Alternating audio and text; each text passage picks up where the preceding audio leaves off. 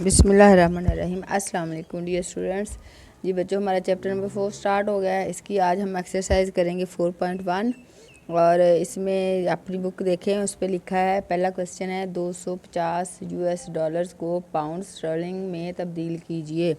ये currency exchange जो हम करते हैं ना, किसी मुल्क की करेंसी पाकिस्तान की किसी मुल्क की करेंसी एक दूसरे से एक्सचेंज करते हैं ना उसको, तो ये सारी इस एक्सरसाइज में हम वो वाले क्वेश्चन करेंगे। तो बच्चों इसके लिए ना आपको इस टेबल की ज़रूरत पड़ेगी। जी आपकी बुक पे एक टेबल दिया हुआ है, ये देखें, ये पेज नंबर है 14। पेज नंबर 14 पे जो टेबल दिया है ना, इसकी वजह से ये सारे सवाल होने हैं। तो आपने इसको सामने रखना है, इसको साथ साथ देखते जाना है। फिर हम इसको, मैं इधर से ही देखूँगी, फिर आप ही अपनी बुक से देख लेना, इसको टैली कर लेना और इसके मुताबिक हम ये क्वेश्चन हल करेंगे। अब वो कहता है सारे रेट दिए हुए हैं इस टेबल में ना, सारी करेंसियों के रेट दिए हुए हैं पाकिस्तानी रेट के मुताबिक। तो पहला क्वेश्चन है यूएस 50 डॉलर जो हैं 250। पहला क्वेश्चन हम करते हैं, क्वेश्चन नंबर 1। 250 यूएस डॉलर हैं, 250 यूएस डॉलर है।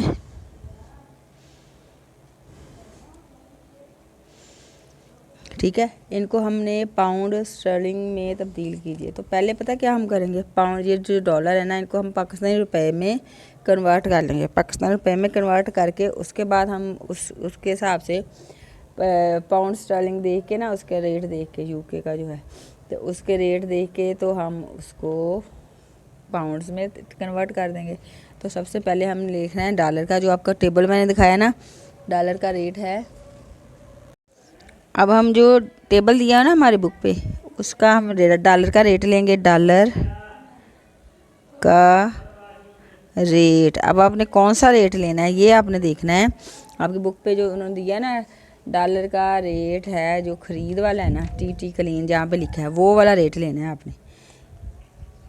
टेबल पे बुक पे देखें, 83,800 रुपये। एक डॉलर इतने का, एक डॉलर जो है हमारे पाकिस्तानी रुपए इतने बन रहे हैं।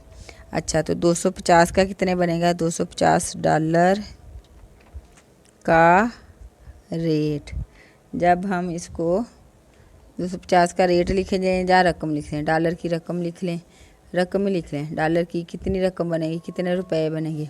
तो आपने 250 को मल्टीप्लाई करना है 83,800 के साथ। तो बच्चों आपके पास आएगा 20, कैलकुलेटर लें, उस पर करें 950 रुपये।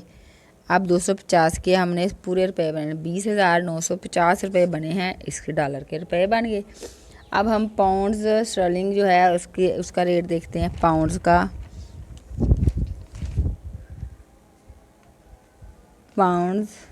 का रेट अब कौन सा लेना, जब हमने रुपए को पाउंड्स में बनाना है तो हम उसका फ़रोख्त वाला रेट लिखें। फ़रोख्त एक ख़रीद वाला होता है ना, एक फ़रोख्त वाला। टेबल पे देखें, इस पर लिखा है फ़रोख्त वाला pounds, Saudi riyal, Canada, Australian, US pounds. हाँ जी बच्चों, ये पहला यूएस डॉलर के नीचे पाउंड्स लिखा है 129। फ़रोख्त वाला हमने रेट लेना है 1। जब हम रुपए से दूसरी करेंसी में जाएंगे ना, तो हम फ़रोख्त वाला रेट लेंगे 7,968, ये वाला, ये रेट है उसका। अच्छा, अब हमने क्या करना है, एक जो है पाउंड उसका रेट ये है, तो इतने रुपए है, तो हमारे पास जो रुपए हैं 250 डॉलर्स के तबादला में पाउंड्स कितने आएंगे। पाउंड्स क्या करेंगे हम क्या करेंगे, हमारे पास जो रुपए हैं जो हमने डॉलर के बनाए हैं 20,950 रुपये हैं, उसको हम डिवाइड कर देंगे पाउंड्स पे। तो आपने क्या करना है, ये लिखनी रकम और इसको इस पे तकसीम करना है, तो आपके पास पाउंड आएंगे। ये हम करके देखते हैं। कैलकुलेटर खोलें, ये कैलकुलेटर है 20,950, इसको डिवाइड आपने करना है 129.7968। ये देखो बच्चों, ये आपको नज़र आ रहा है? हाँ जी, ये हमने पहले वाले फ्रंट फिगर में ले लेना है, हमने 406 तक ले लेना है। 61 हमने कहना है 161.406, बाकी हमने छोड़ देना है। तो ये हमारा आंसर है। ये सवाल हमारा पूरा हो गया। कैसे करना है, आपने जो डॉलर, $1 इतने का है, $250 इतने के हो गए। अब पाउंड्स का रेट जो हमारे पाकिस्तान रुपीज़ में है ना, इतना है, तो हमने इस रुपए को इसको तकसीम कर देना है इसके ऊपर, तो हमारे पास पाउंड्स आ जाएंगे। डॉलर के पाउंड्स हमने बना लिया, ये इसका आंसर है। अब क्वेश्चन नंबर 2 हम देखते हैं। कहते हैं 5000 सऊदी रियाल को पाकिस्तानी रुपयों में तब्दील करो। 5000 सऊदी रियाल है, सऊदी रियाल हैं। तो हम देखते हैं टेबल में, देखते हैं इसका रेट टेबल खोलें। हाँ जी, इसका सऊदी रियाल टेबल कहाँ गया, 1 मिनट मैं टेबल में ढूंढ लूँ जी। सऊदी रियाल का रेट खरीद वाले जो कॉलम में है ना, वो दिखना है। जब हमने सऊदी रियाल को रुपयों में कन्वर्ट करना है ना, तो फिर हम खरीद वाला रेट लगाएंगे, खरीद वाला। तो 1 सऊदी रियाल जो है वो इतने का है, तो 5000 सऊदी रियाल की रकम लिख लें, का रेट लिख लें, जो मर्जी का। रकम कितनी होगी, आपने 22.3449 को मल्टीप्लाई कर देना है इस 5000 से जी बच्चों। इसको इससे हल करें तो आपके पास जवाब आ जाएगा। सीधा सीधा कुछ भी नहीं करना, कैलकुलेटर पकड़ें और उससे कर दें। और ये मैंने कैलकुलेटर से किया है, तो मेरे पास कितना आ रहा है, 1,11,724.5 रुपये, ठीक है। और ये इसका आंसर है। ये हमारा सवाल हो गया पूरा, ठीक है। हाँ जी बच्चों, क्वेश्चन नंबर 3 है। एक इम्पोर्टर एक कार को जापान से 5000 येन में इंपोर्ट करता है। डिलीवरी 3 माह बाद दी जानी थी। मुआहदे के वक़्त 1 रुपया ये इतने का होगा, 0.89536236 येन के बराबर था। मुआहदा के वक्त अदायगी कर दी गई। डिलीवरी के वक्त 1 रुपया जो था वो येन कितने का बराबर हो गया, 0.892236 हो गया। इम्पोर्टर का नफ़ा या नुकसान मालूम कीजिए। ये बच्चों, अब जो कार है ना, जापान की जो करेंसी है येन, उसमें दी हुई है। और ये देखें क्या करना है हमने, इसको 1 येन का रेट कितना होता है, हम खरीद वाला लेंगे। अपना टेबल देखें, उस पर जो रेट लिखा हुआ है 1 येन का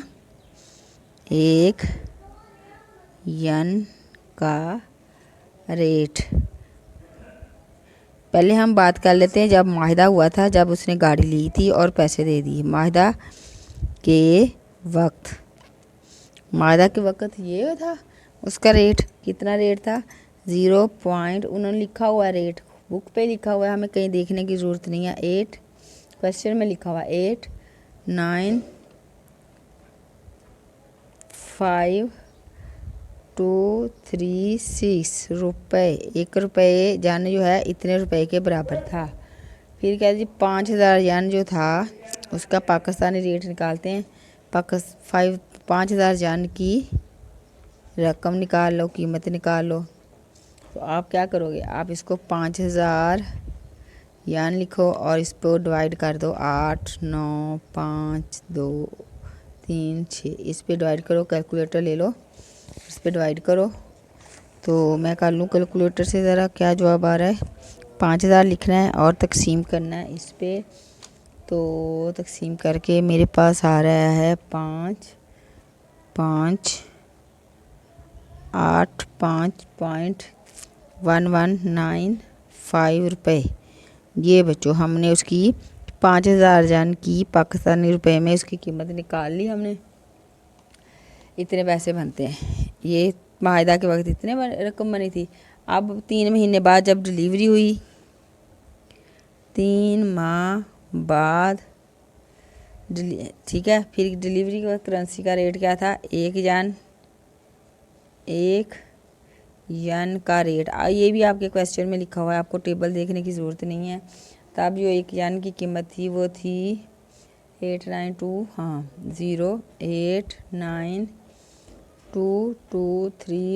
रुपये। तो हम इसको बिल्कुल इसी तरह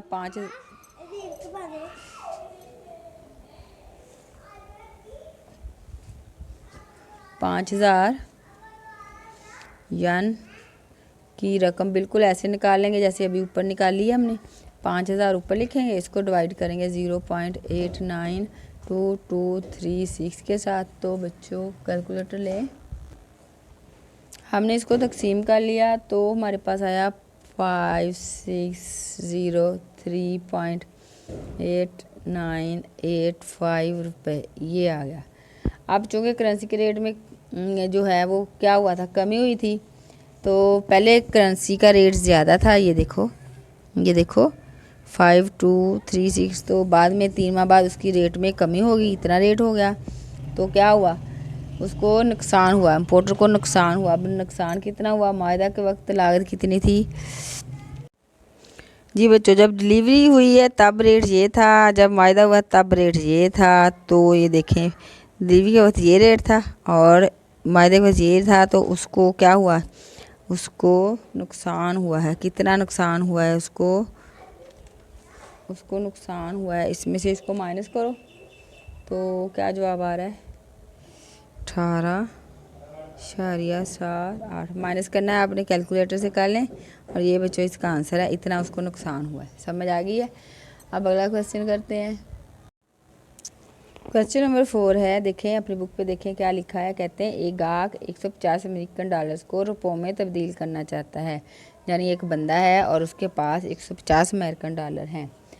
वो एक मंजूर शुदा डीलर के पास जाता है तो वो इसे तबादला की शरह 84.100 डॉलर पेश करता है। यानी उसका रेट ये है। अगर वो किसी मनी चेंजर से तब्दील कराता है तो उसका रेट ये आगे दिया हुआ है। तो रुपये मालूम कीजिए जब के। अब तीन क्वेश्चन दिए हुए हैं, बहुत आसान सवाल है।